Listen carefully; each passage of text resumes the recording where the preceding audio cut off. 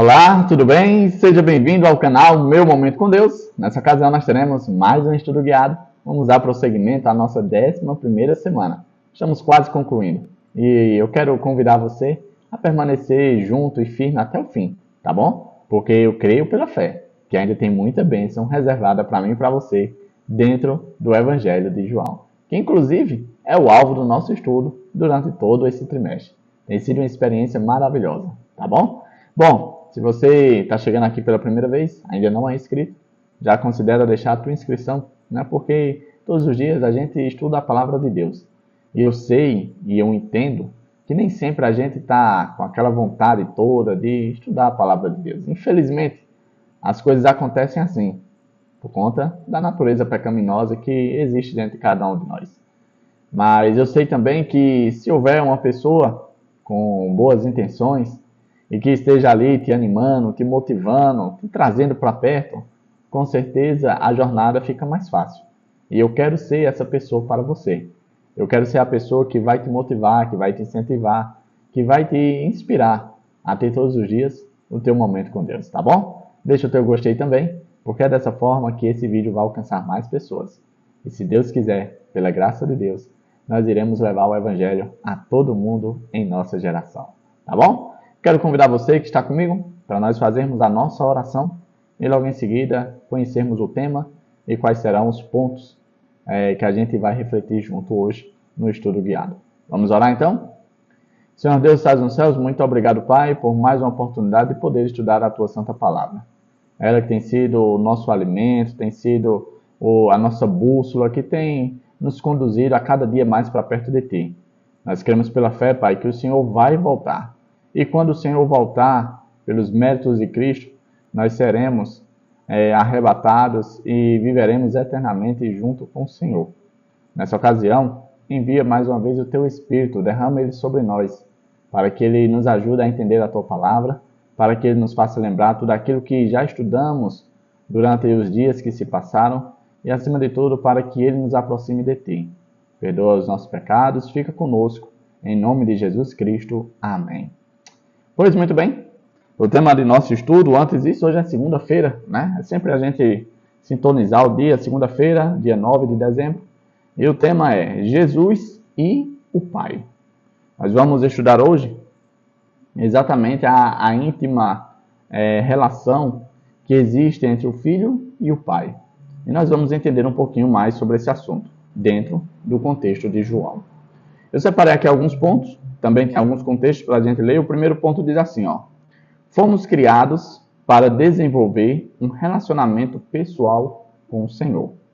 Quando Deus criou o ser humano, o Senhor criou o ser humano diferente dos animais, por mais que tenha sido da mesma matéria-prima, mas a gente foi criado de uma maneira diferente. E uma das características que nos distinguem dos outros animais é a capacidade de se relacionar. E essa capacidade foi criada e desenvolvida em nós com o propósito da gente também se relacionar com Deus, com o nosso Criador. Perceba que isso demonstra o carinho, o apreço, né? A estima que Deus tem para comigo e para com você. Ele quer a gente bem perto. Ele quer se relacionar, criar intimidade comigo e com você. Mas, infelizmente, com a entrada do pecado, essa relação foi quebrada. Com a entrada do pecado, criou-se uma ruptura. E por conta dessa ruptura, houve separação, houve distanciamento. E por conta do pecado, hoje a gente tem essa luta, né? Porque a gente pode confirmar, né, essa situação. Às vezes, parece que a gente está lutando para permanecer na presença de Deus. Mas eu creio pela fé que isso não vai durar para sempre. E se Deus quiser, muito em breve, essa realidade vai acabar. Um outro ponto que eu destaquei diz assim, ó: podemos ver o impacto imediato desse distúrbio na história do Jardim do Éden. Inclusive, eu quero convidar você, né, a abrir aqui no livro de Gênesis, capítulo 3, do verso 7 ao 9. Veja o que foi que aconteceu quando o pecado adentrou a realidade da história do ser humano. Os olhos dos dois se abriram e perceberam que estavam nus. Então, juntaram folhas de figueira para cobrir-se. Ouvindo o homem e a sua mulher os passos e a sua mulher os passos do Senhor Deus, que andava pelo jardim quando soprava a brisa do dia, esconderam-se da presença do Senhor Deus entre as árvores do jardim. Mas o Senhor Deus chamou o homem, perguntando: onde está você? Veja as terríveis consequências, né, que a entrada do pecado trouxe ao ser humano. Primeiro, eles começaram a se envergonhar. A malícia passou a fazer parte da vida do homem, né? O olhar impuro, e eles sentiram vergonha um do outro. E ali tentaram resolver a situação com suas próprias mãos. Isso representa muito, dentro do contexto espiritual, a tentativa inútil do ser humano pela justificação por suas próprias obras. Por mais que eu e você tentemos, nada vai poder resolver a nossa questão, a nossa situação. Um outro ponto muito interessante: quando eles perceberam e ouviram os passos de Deus andando pelo jardim que ia ao encontro deles, eles se esconderam. Eu te pergunto, você se esconde quando está em que situação? Quando está com medo, não é? Pois é. Eles tiveram medo do próprio Criador. Imagina agora a dor que o pecado causou em Deus, no Pai. Aquele que tinha criado os seus filhos e que tinha desenvolvido até então um relacionamento amoroso, gentil e, podemos dizer assim, duradouro. Mas o pecado, quando tornou-se real na existência do ser humano, criou-se essa barreira entre eles. E aquilo que era, vamos dizer assim, tranquilo, lindo de se ver, agora ficou hostil. E agora existe medo na relação. E não tem nada pior do que uma relação onde existe medo. Eu separei aqui alguns pontos com base nisso.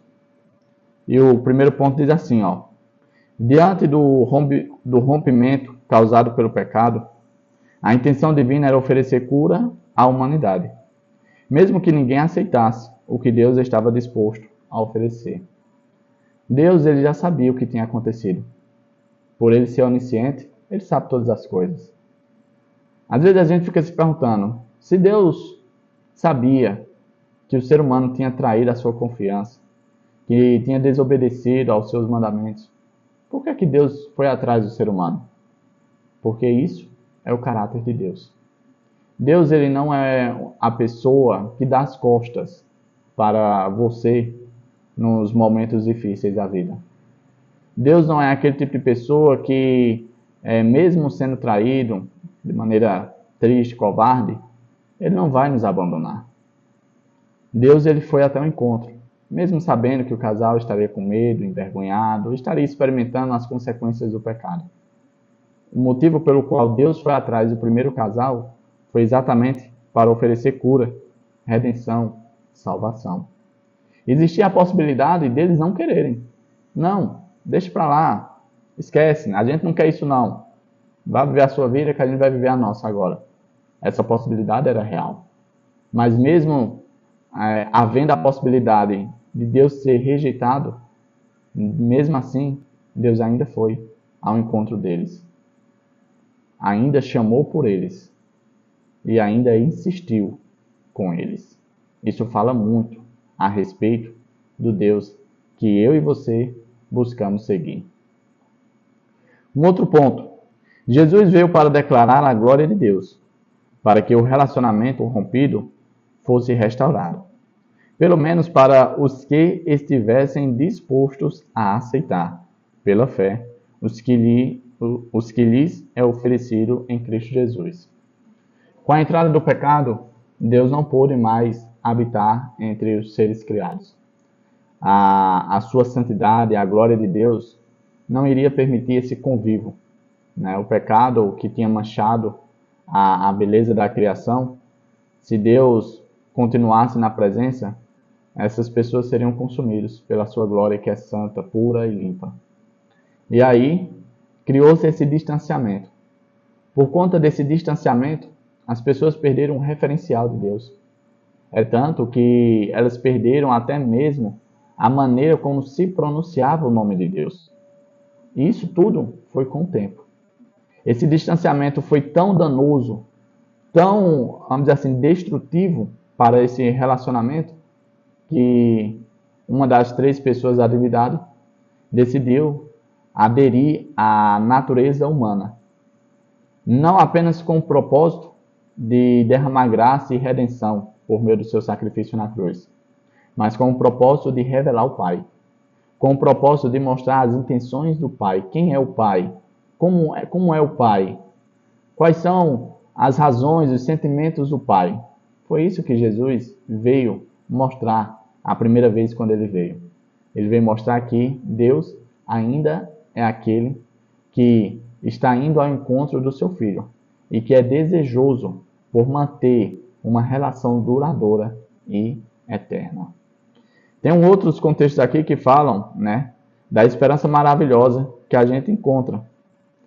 Olha aqui, o primeiro contexto está ali em João 1, verso 1 e 2, que diz, no princípio era aquele que é a palavra.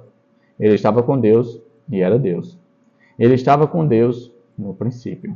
Isso aqui é mostrando a intimidade que Jesus tem com o Pai. O próximo texto está em João 5, versos 16 e 18. Então os judeus passaram a perseguir Jesus, porque ele estava fazendo essas coisas um sábado. Disse-lhe Jesus, meu Pai continua trabalhando até hoje, e eu também estou trabalhando. Por essa razão os judeus mais ainda queriam matá-lo, pois não somente estava violando o sábado, mas também estava dizendo que Deus era seu próprio Pai, igualando-se a Deus. Os judeus, eles, além de Jesus, na visão deles, estarem quebrando o sábado, ainda Jesus também estava, para eles, na visão deles, cometendo o pecado da blasfêmia, né? Porque ele estava dizendo ser filho de Deus, ou seja, se comparando a Deus, dizendo que era igual a Deus, né?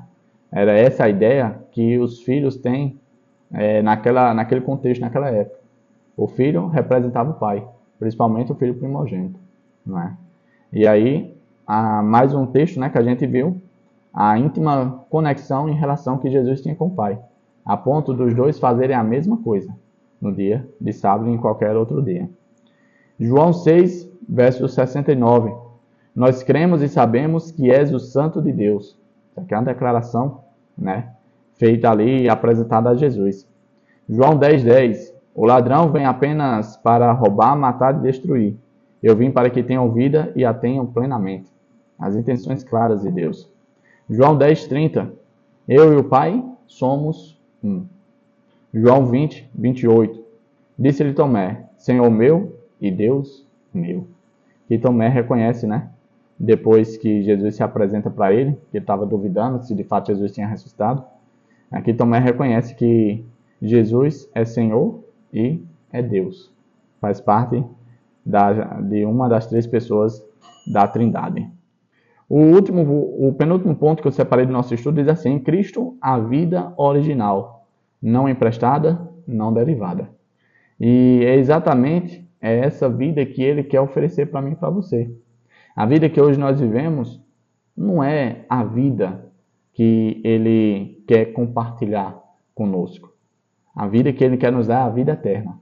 E ele pode fazer isso por ter assumido a natureza humana. Jesus tanto representa uma das 3 pessoas da divindade, ou seja, representa Deus, como Jesus representa a humanidade, né? Ele assumiu esse papel que era de Adão. Jesus se tornou o segundo Adão, representando a humanidade aqui na Terra. E por ele representar essa humanidade, ele compartilha, né, esse dom que ele tem da vida, né, comigo e com você. E isso é a vida eterna. Por último, a humanidade não conheceu nem reconheceu a Deus.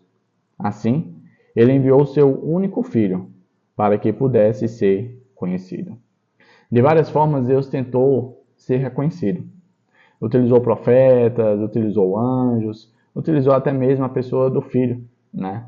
A gente vê vários relatos ali, por exemplo, quando Jesus visita ali Abraão, né, na destruição de Sodoma e Gomorra. Vemos quando Jesus também vai até Josué, quando está para destruir Jericó. De várias vezes, Deus tentou se apresentar. Mas, infelizmente, algumas pessoas escolheram não conhecer ou não reconhecer, que é o pior. O reconhecer é aquela decisão forçada que você coloca na ideia de rejeitar aquilo que, podemos dizer assim, é comprovado, que é fato, que não tem nenhuma dúvida. Mas quando você não reconhece, é você se forçando e se negando a acreditar naquilo. Bom, chegamos ao fim do estudo de hoje. O tema foi Jesus e o Pai, a íntima conexão, a forma pela qual eu e você podemos conhecer a divindade do Pai é por meio de Jesus, porque essa foi a maneira que o Pai se utilizou para se mostrar para mim e para você dentro do contexto do pecado, né? O Jesus, o Filho, né? Ele se diminuiu a ponto de não ser danoso para mim e para você dentro dessa realidade impregnada e contaminada do pecado que a gente vive. Foi muito bom o estudo de hoje. Eu espero contar com a sua presença amanhã, tá bom? Papai do céu te abençoe e te proteja de todo mal. Eu te vejo aqui, se Deus quiser. Até a próxima e tchau, tchau.